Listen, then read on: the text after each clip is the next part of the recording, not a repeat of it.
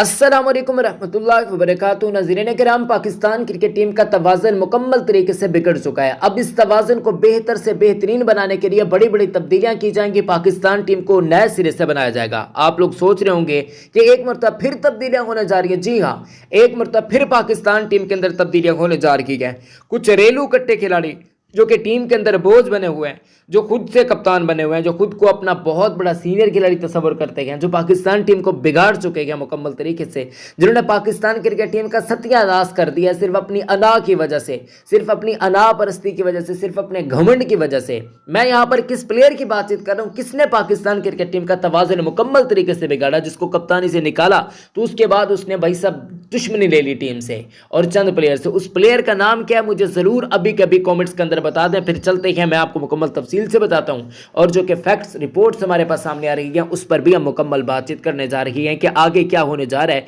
Confirm खिलाड़ी जो Pakistan team के अंदर आने जा रहे हैं, खासकर T20 स्क्वाड के अंदर शामिल होने जा रहे हैं, T20 के नए सिरे के अंदर शामिल होने जा रहे हैं, वो कौन कौन से खिलाड़ी है मैं आपको यही कन्फर्म बताऊंगा। आप इस वीडियो को एक सेकंड भी मिस मत करें, बिल्कुल आखिर तक देखें, क्योंकि जब तक आप वीडियो को आखिर तक देखेंगे नहीं आपको समझ नहीं आएगी। जब आपको समझ नहीं आएगी तो फिर भाई साहब फायदा किस तरह हो सके। चले फिर आज की इस वीडियो को शुरू करते हैं। टीम के अंदर लड़ाई फड्डेबाजी और टीम के अंदर जो प्यार मोहब्बत वाला माहौल है उसको बिगाड़ने में किस बंदे का कलीदी किरदार है, आप लोग नाम बता चुके होंगे, मुझे यकीन है। कमेंट्स के अंदर लाइक भी कर दीजिएगा, यूट्यूब चैनल को सब्सक्राइब भी कर दीजिएगा। अब तो कम से कम इस अना को छोड़ देना चाहिए, क्योंकि रिजवान भी टीम के अंदर नहीं है, बाबर भी टीम के अंदर नहीं है। चले आपको मसले मसाइल है ना कि रिजवान को क्यों कप्तान बनाया, बाबर को क्यों कप्तान बनाया, बाबर को अगेन क्यों कप्तानी मिली। चलें ठीक है, आपको मसले मसाइल हैं, ठीक है, मान लेते हैं। भाई सब आगा का क्या कसूर है, ना आप तवज्जो देने अपनी लाइन और लेंथ पर, ना अपनी बॉलिंग को इंप्रूव कर रखी है। जब आपको पता है कि न्यूजीलैंड की पिचेस है, 4 मैचेस आप खेल रही हैं, चौथा T20 मैच आप खेल रहे हैं। अच्छा बॉलर उसकी क्वालिटी ये होती है कि अगर एक मैच के अंदर उसको मार पड़ती है ना, अगले मैच के अंदर वो खुद को सुधारने की कोशिश करते हैं। अब हारिस रऊफ की मिसाल ले लें, एक मैच के अंदर मार पड़ी, आप लोग भी जानते होंगे, हमने कहा कि भाई रंज मशीन है जी, लेकिन इंप्रूव किया बंदे ने, साफ नजर आ रहा है। अब्बास अफरीदी ने थोड़ा बहुत इंप्रूव किया है, तो वो चीज़ें नजर आ रही होती हैं प्लेयर्स की। इवन अबरार अहमद ने थोड़ा बहुत इंप्रूव किया है, वो सभी इंप्रूव कर रहे हैं, लेकिन एक बंदा है जो सबसे ज्यादा पीछे जा रहा है। उस बंदे का नाम क्या है मुझे यकीन है कि आप लोग कमेंट्स के अंदर बता चुके होंगे मैं किस खिलाड़ी की बातचीत कर रहा हूं।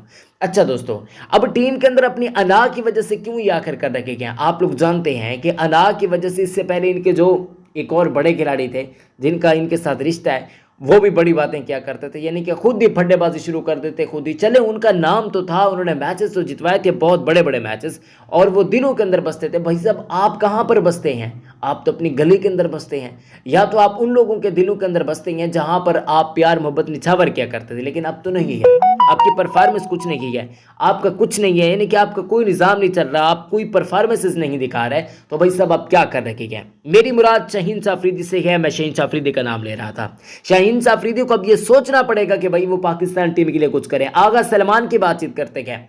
चले मैं आपको यहां पर 2-3 नाम बता देता हूं जो कि कन्फर्म पाकिस्तान के स्क्वाड के अंदर आने जा रहे हैं। वो कौन कौन से खिलाड़ी, जरा दिल थाम कर बैठेगा। पहले नंबर पर है दोस्तों, यहां पर आप सभी लोगों के फेवरेट, मेरे फेवरेट और इस वक्त पाकिस्तान की अवाम के फेवरेट, और मुझे यकीन है कि अगर वो बंदा यहां पर होता ना आज टीम के अंदर, तो टीम के ऐसी सूरत हाल भी ना होती। और उस बंदे का नाम है साइम अयूब। सही सुन रखी है, साइम अयूब कंप्लीटली तौर पर अल्हम्दुलिल्लाह सुम्मा अल्हम्दुलिल्लाह, ये पाकिस्तानियों की बड़ी खुशखबरी की बात है कि मुकम्मल तरीके से रिकवर भी कर चुके हैं। अब वो पाकिस्तान टीम के लिए खेलने भी जा रहे हैं। गो के अभी पाकिस्तान सुपर लीग आने जा रही है, वहां पर वो अपना लूहा मनवाएंगे। दूसरे खिलाड़ी का नाम है फखर जमान, ये भी मुकम्मल तरीके से अपने रीहैब को कंप्लीट कर चुके हैं। PSL उसके बाद पाकिस्तान की जो सीरीज होगी, वो चाहे बांग्लादेश के साथ होती है, जिस भी टीम के साथ होती है, वेस्ट इंडीज़ के साथ होती है, तो उस सीरीज के अंदर ये आपको खिलाड़ी देखने को मिल जाएंगे। ये आप सभी लोगों के लिए कन्फर्म और खुशखबरी वाली बात है। अब तीसरे खिलाड़ी की बातचीत करता हूँ जो कि आप लोगों के लिए थोड़ा बहुत शॉकिंग हो सकता है, वो है बाबर आजम। जी हाँ, बाबर आजम आपको पाकिस्तान टीम के अंदर नजर आ जाएंगे अगली सीरीज के अंदर। वो इस वजह से क्योंकि पाकिस्तान सुपर लीग के अंदर परफॉर्म करेंगे बाबर, और फिर पाकिस्तान की टीम के अंदर आ जाएंगे। लेकिन यहां पर शाहीन अफरीदी की बातचीत करते हैं तो मुझे नहीं लगता कि ये टीम के अंदर अपनी जगह को रिटेन कर पाएंगे। इवन ये भी नहीं लग रहा कि ये 5वां T20 मैच खेलेंगे या फिर नहीं, तो ये आपको समझनी पड़ेगी बात। अब अब्दुल समद को हमने खिला दिया, ठीक है, मान लेते हैं कि हम इरफान खान नियाजी की तरफ जा रहे हैं, लेकिन यार 2-3 साल अभी भी इफ्तिखार अहमद के बचते हैं। क्या अच्छा होता है कि हम उन्हें यूज़ कर लेते, खुशदिल शाह भी ठीक है, इफ्तिखार अहमद भी ठीक है, चले मान लेते हैं, तो ये दोनों खिलाड़ी मेरे हिसाब से तो बेटर हैं और मजीद रगड़ा लगवाना चाहिए अब्दुल समद को भी, इरफान खान नियाजी को भी डोमेस्टिक का, और लीग्स के अंदर ज़्यादा से ज़्यादा इनको पार्टिसिपेट करने की ज़रूरत है, क्योंकि लीग्स के अंदर जब ये पार्टिसिपेट करेंगे पाकिस्तान को भरपूर फ़ायदा होगा। अब आपने यहाँ पर एक और बड़ी मिस्टेक ये की है कि आपने अब्दुल्ला शफीक को खिला दिया। अब्दुल्ला शफीक के 1000 दर्जे बेहतर था कि अब्दुल्ला शफीक को आप मौका ना देते, फ़खर जमान को अब यस आए हुए कुछ मुकम्मल तौर पर फिट हो चुके हैं तो आप उनको मौका दे देते, वो पाकिस्तान टीम के लिए ओडीज फॉर्मेट के अंदर होते। अब कुछ लोग कहेंगे कि भाई स्क्वाड का ऐलान तो पहले हुआ था, वो किस तरीके से पीसीबी करता। भाई बहुत ज़्यादा ऐसे स्क्वाड हमने देखे हैं जहां पर सब्जेक्ट टू द फिटनेस लिखा होता है, यानी कि जब इनकी फिटनेस बेहतर होगी तब ये खेल पाएंगे। बकिया टीम्स के अंदर तो ऐसा भी होता है कि वो सीरीज़ के बीचों बीच अपने खिलाड़ी को ऐड कर लेते हैं, क्योंकि उन्हें समझ होती है, उन्हें सेंस होती है कि भाई क्रिकेट किस तरीके से खेली जा रही है, यहाँ पर क्रिकेट हमारी टीम को क्या चीज़ नीड है। जबकि हम अपनी टीम की बातचीत करते हैं तो भाई सब जो टीम के अंदर होता है वो बेचारा चला जाता है। उस्मान खान आपके सामने एक मिसाल है, पाकिस्तान का खिलाड़ी है, बड़ा अच्छा खिलाड़ी है, उसको प्रॉपर वे के अंदर आप मौके दे। आप देखिए 2 हार्ड हिटर को खिला रहे हैं, अब्दुल समद को भी खिला रहे हैं, इरफान खान नियाजी को भी। भाई थोड़ा सा चिक्की बंदा खिलाओ ना, जो थोड़ा बहुत स्लो खेल सकते हो, वो उस्मान खान है। उस्मान खान से बेहतर तो कोई नहीं है ना, बाबर आजम भी नहीं है, तो आप उस्मान खान को ही देते ना मौका, लेकिन आप नहीं दे रहे अपनी अना की वजह से।